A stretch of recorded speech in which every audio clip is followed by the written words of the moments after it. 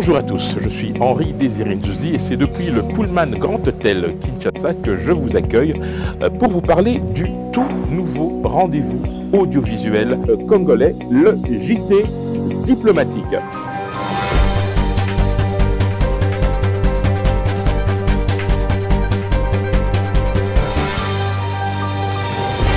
C'est un rendez-vous exceptionnel dédié aux acteurs de la vie internationale, ambassadeurs, organisations internationales, agences du système des Nations Unies, partenaires extérieurs, mais aussi structures étatiques ou non étatiques qui ont en commun le souci d'accompagner la République démocratique du Congo sur la voie du développement. JT diplomatique, un rendez-vous exceptionnel à ne pas manquer 2 fois par mois sur vos chaînes de télévision. Le JT diplomatique, c'est maintenant et tout de suite. Plus sur la langue simplement, on est sur les valeurs. Et par rapport aux valeurs, il y a un certain nombre de pays qui estiment qu'ils s'associent à ces valeurs-là, ils accompagnent ces valeurs-là, ils souscrivent à ces valeurs, et par conséquent, ils doivent faire partie de cette famille-là. Bon, il suffit de solliciter. Mais simplement, il y a aussi là, il y a un critérium qu'on doit devoir établir. On ne peut pas non plus dire, voilà, toute personne qui souscrit aux valeurs de l'OIF doit entrer dans l'OIF. Finalement, on va se trouver dans les Nations Unies bis. Est-ce que c'est l'option, c'est la vocation de cette organisation? Et personne ne peut décider tout seul. C'est-à-dire que nous devons nous mettre autour de la table. Essentiel en fait, mais qui peut-être ces dernières années, pour différentes raisons, a marqué un peu le pas, alors qu'elle avait remporté un franc succès en 2013 contre le M23, et ce qui avait suscité d'ailleurs beaucoup d'espoir pour la suite. Là, après un rapport d'audit commandé par le secrétaire général de l'ONU, différentes recommandations ont été prises pour voir comment, avec les partenaires fournissant les contingents de la brigade, des améliorations pouvaient être mises en place au niveau du renforcement. Regorge de richesses, ça je vous l'apprends pas. Dans les années 80-90, il y avait une très forte concentration d'entreprises étrangères, dont françaises. Et donc à l'époque, un groupe d'entrepreneurs français ou représentants d'entreprises françaises ont trouvé très pertinent de formaliser les bonnes relations qu'ils avaient avec leurs homologues congolais. Et donc on s'est affilié à l'UCIF en créant effectivement cette chambre de commerce franco-congolaise. C'est de la France. Donc il y a eu une animation qui a fait que cette chambre, au cours de ces dernières années, a pris un peu plus d'ampleur. Nous ne sous-estimons pas le travail de nos prédécesseurs qui ont travaillé dans des conditions parfois assez difficiles. Vous connaissez l'histoire du Congo, avec ses mutations politiques et économiques. Ils ont fait de sorte que cette chambre puisse de manière permanente continuer. D'enseignants, il nous faut former. Les statistiques de l'Institut international pour la planification et l'éducation de Paris, une institution de l'UNESCO, dit qu'il faudrait que la moitié des diplômés africains des universités rentrent dans l'enseignement pour qu'on puisse atteindre le but. La moitié. Toute l'Afrique ensemble. La moitié de ceux qui ont les diplômes doivent aller faire le métier d'enseignant. Sinon... Pour pouvoir résumer le PEC-PSU, ce serait réforme.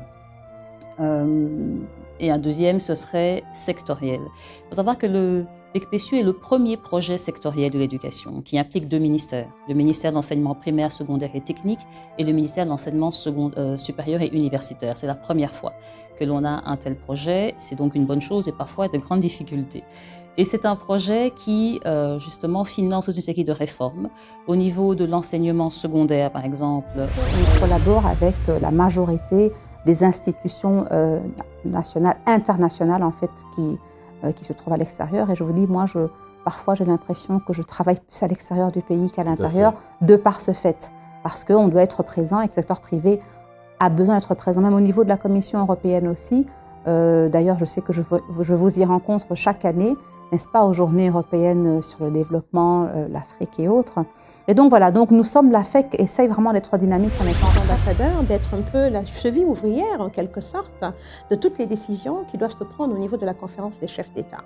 Et c'est l'examen, ils ont des sous-comités, finances, affaires administratives, etc. C'est vraiment la vie de l'Union qui est passée au peigne fin, mais aussi les rapports, examinent les rapports des commissions techniques spécialisées sur les différentes thématiques.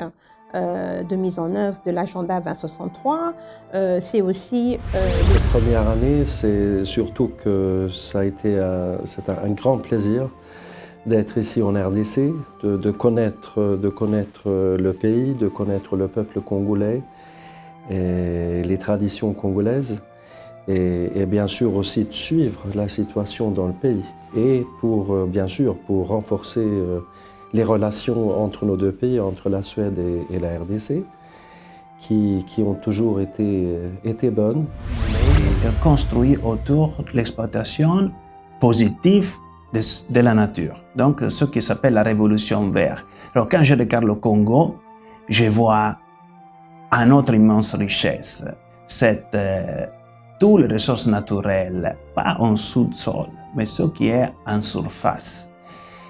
Et grâce à ça, c'est une économie qui peut permettre un coût de l'électricité beaucoup plus faible, des moyens de développer des économies.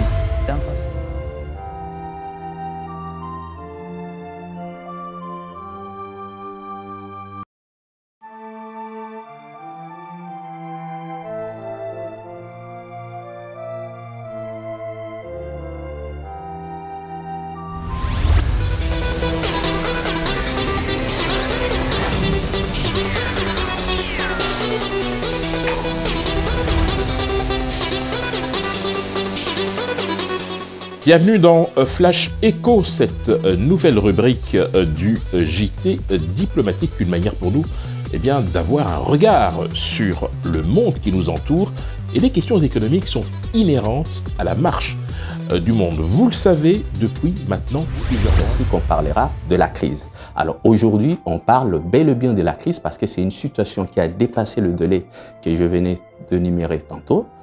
Nous sommes en train de traverser une crise. Donc nous, c'est le monde d'une manière aussi sommaire. Alors, cette crise qui a affecté toutes les économies du monde d'une manière aussi générale a des aspects. Donc, premièrement, je peux parler du choc de l'offre et puis de l'autre côté, je peux parler du choc de la demande. Le choc de l'offre, pourquoi ?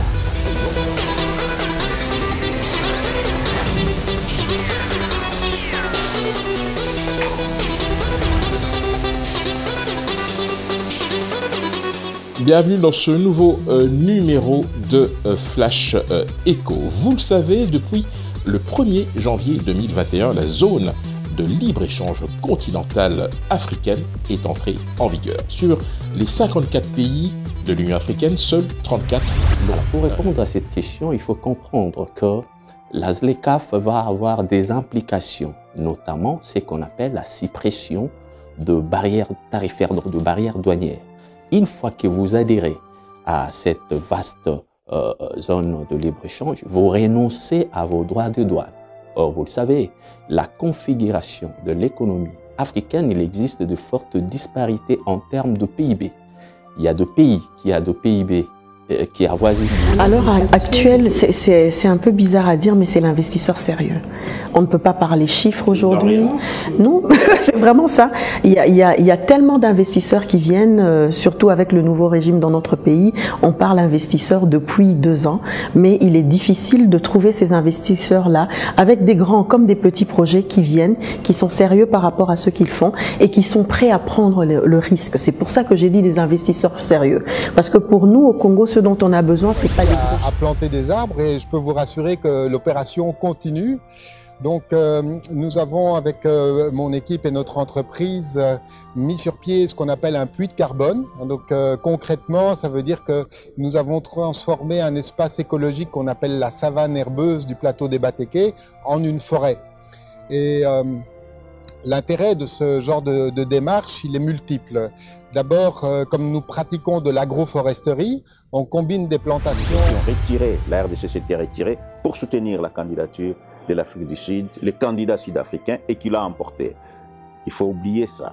Nous osons espérer que, ne fût-ce que l'Afrique du Sud, nous rendrons la même politesse cette fois-ci. Qu'est-ce qui sera déterminant selon vous, prof, au moment de la désignation du futur secrétaire exécutif, au-delà évidemment des relations, de liens d'amitié qui peuvent unir la RDC avec les pays. Que de chemin parcouru entre les deux pays dont les relations ne cessent de se renforcer au fil des ans. Nous reviendrons très prochainement avec d'autres ambassadeurs avec qui nous ferons tout simplement connaissance. À la prochaine.